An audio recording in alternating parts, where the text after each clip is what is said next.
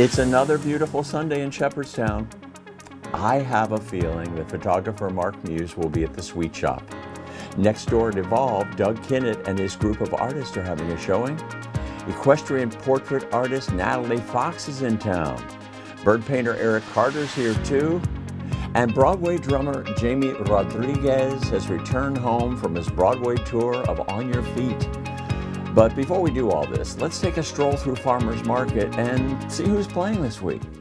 Looking at the same moon, though we're miles apart, wishing on the same star when you're deep in my heart. I don't know if you know, but when we miss each other, so look up and I'll meet you at the moon. Well, I've lived in Shepherdstown for 33 years, 34 years, and Don and I have played music together for probably 25 years. I don't know, something like that. Can't be. I think so. I'm only 25 myself. Oh, he's only 25. And we have a band. We have different sorts of bands and things that we do. With Mark Muse, one of the most gifted photographers in the entire world. Here we are, Sundays in Shepherdstown, outside the Sweet Shop. Mark Muse, what have you been doing? Well, we had a nice foggy morning about a week ago, and a buddy of mine and I were out and taking pictures. Bob Clark, good friend of mine, and yeah, we got some nice stuff. It's posted on Facebook, posted on my website. Mark, you really enjoy fog when you're out photographing, don't you? I do indeed, yeah. Like I said, it helps to separate objects out in the field. We shoot landscapes, helps create a sense of distance. It diffuses the light, gives you a nice soft light. If there are a lot of trees, you can help separate the items, the trees from one another. It's just a delightful environment to photograph in, and it's a nice change from every day. We don't have fog every day, so it gives you a different perspective on the world. Victor, in addition to being a great salesman and wrestling alligators and the tall tale you told 2 minutes ago, you all have some better halves there. Tell me about them. We do. This is my one and only daughter, who's famous in all sorts of poetry and other ambitions of life, skiing, and taking care of baby alligators.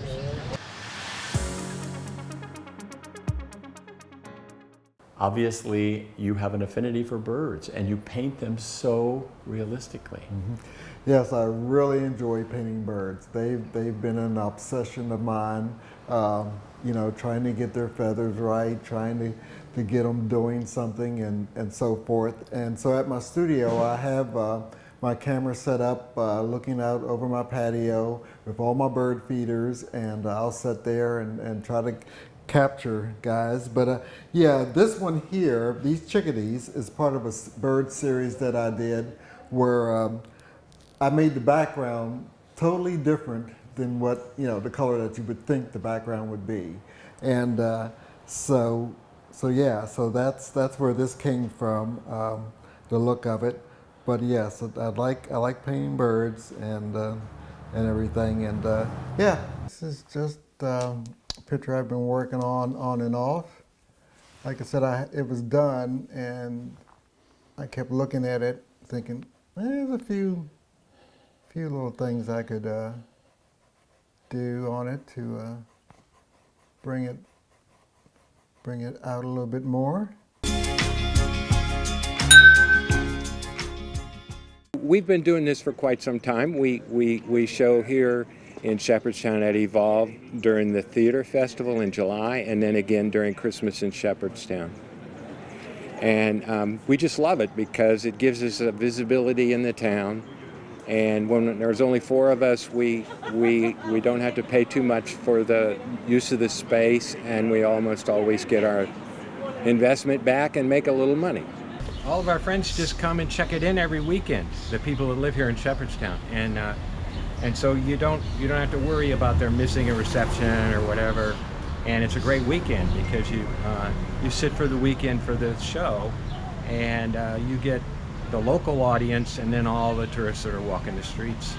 And it's just a great opportunity for the artists because it's hard to find spaces to exhibit in a crowded little town like Shepherdstown. And so Evolve is just a wonderful thing for the arts. Hi, I'm Kirsten Lee. I'm an artist local to Shepherdstown, West Virginia. I work in a wide variety of media, from oils and acrylics to soft pastels to experimental photography. I've always loved creating things. As a kid, I used to get in trouble for doodling horses all over my homework. And a while ago, I was very ill, and I couldn't sit down or lay down without feeling very, very ill. And a friend of mine who was traveling through had left an old beat up easel. And so I figured if I had to stand up, I would at least make good use of it. So I started painting again and remembered how much I loved it and have just kept going with it since. My name is Susan Lunsk, and I like to collect or be given different weird little objects and put them into my artwork with a lot of glue. It's like sort of like three-dimensional design. It comes from myself and my weird sense of humor with a little quirkiness and a little sort of offbeat something. This was a little stable, and the animals got kicked out for the trolls. It was pretty traumatic. Here, the front of the bird's on one side, and the bird butts, shall we say, on the other side. My name is Annette Verna. I'm from Charlestown, West Virginia, and I'm a ceramic artist. I've been working in clay for more than 30 years. I work with the hand building technique as well as working on a potter's wheel. What's different about my work is that I smoke fire my work, I pit fire my work. It's a different type of process. I don't use any glazes, and I let nature take its course. I fire my work in sawdust or leaves or straw, and I use a metal garbage can to fire my work. After I hand build a piece or create a piece, usually what I do is I bisque them in an electric kiln first so that they're able to withstand the temperature changes that come about in the pit firing. And then after that, sometimes I decorate them, sometimes I let the smoke patterning do the decorating for me. And so my work is very natural, I think. It comes from a place deep in my heart, the things that I think are beautiful. I'm influenced by nature, landscape, and geologic formations.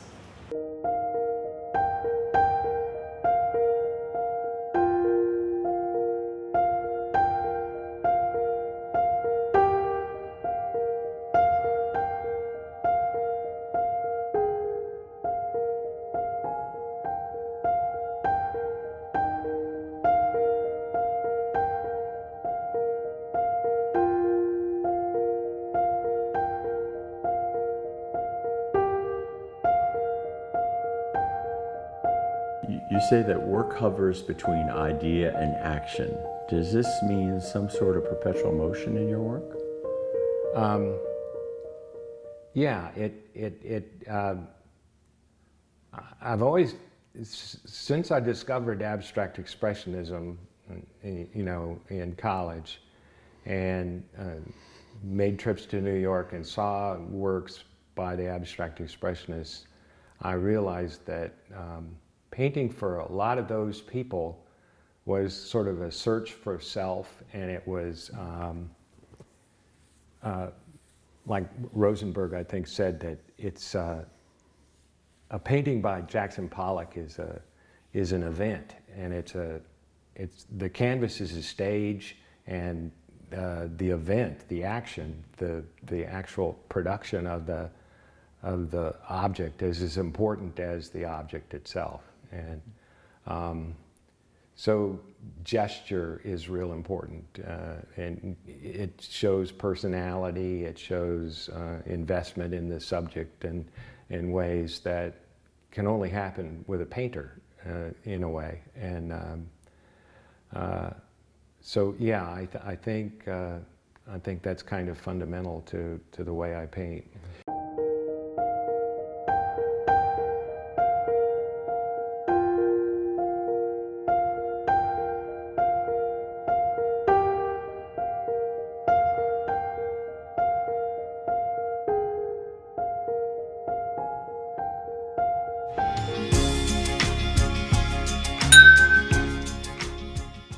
Shepherdstown seems to attract some of the finest local artists.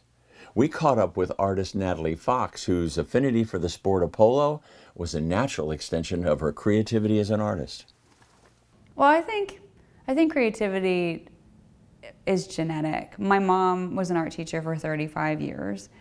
Both of my uncles are artists, painters. My grandmother was an oil painter, and she restored antiques and was very big on needlepoint and things like that. But my mom always made sure that my creativity was fostered appropriately. Like, if you have a child who is obviously creative, let them be creative. And having an art teacher for a mother really enabled me to do that. I designed the t-shirts for my preschool when I was in preschool. They still use them, which is so funny to me. But it was so early. I just kind of always knew I was going to be an artist. Maybe if someone had told me that it would be a really challenging financial path, I might have been into medicine or something like that. But my father's an engineer and an attorney, so really different paths to go on. My brother is very analytical, very very engineering brain, and my mom produced me, and I'm just artistic. And I think we're blessed with it or we're not, and I just happen to have that creative gene. So do both my girls. I always call it whimsical realism. I tend to oversaturate my colors. There's a process that I do before I even start. I know sort of instinctively what I'm looking for in a photo. I work from photos. And when I see a photo, even if it doesn't look anything like how the painting will look, I'm like, I know that works with my style. But something with movement and lots of color, something that makes it feel alive, is really important. So this painting is a 28 by 4 foot mural on a linen canvas that was commissioned by Greg Gregorian, who lives in this house because he plays polo. And this room is a dedicated polo room to his trophies and to all things polo. And this mural features a lot of his polo playing friends who he's known for many, many years and played polo with for a long time. Shepherdstown has streets full of quaint townhomes and single-family dwellings. Some date back to the 1700s.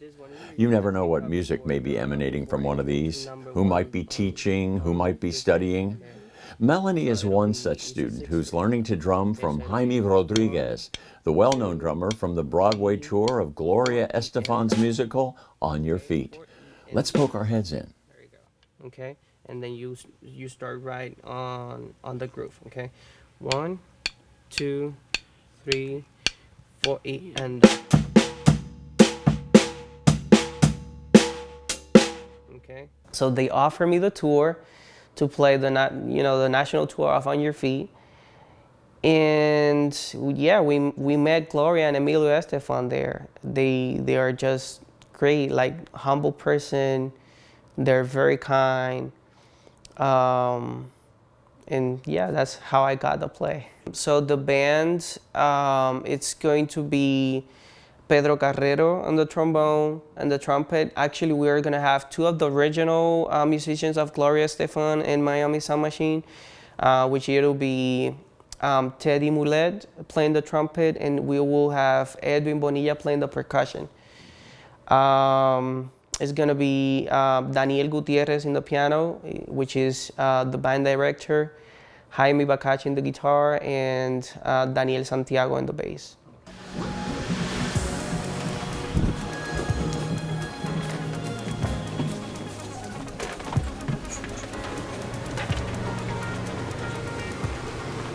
This is Jasmine. She's the stage manager here at On Your Feet. How are you? I'm good. Hello, everyone. So I was on the national tour as well. So I would say, for here, in Algonquin, it hasn't been as many challenges as we have on the road.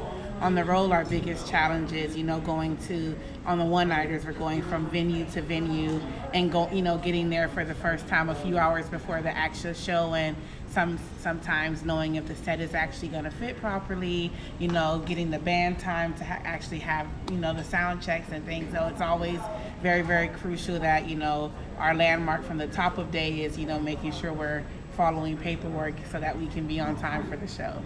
I feel great. Before the show, I do some warm-ups. I think about the show. I try to be relaxed. I've been doing this for 8 months, so right now I play all the music from top of my head. So I don't stress about that. I just stress about be relaxed and be comfortable with the show, and more than anything, enjoy the show.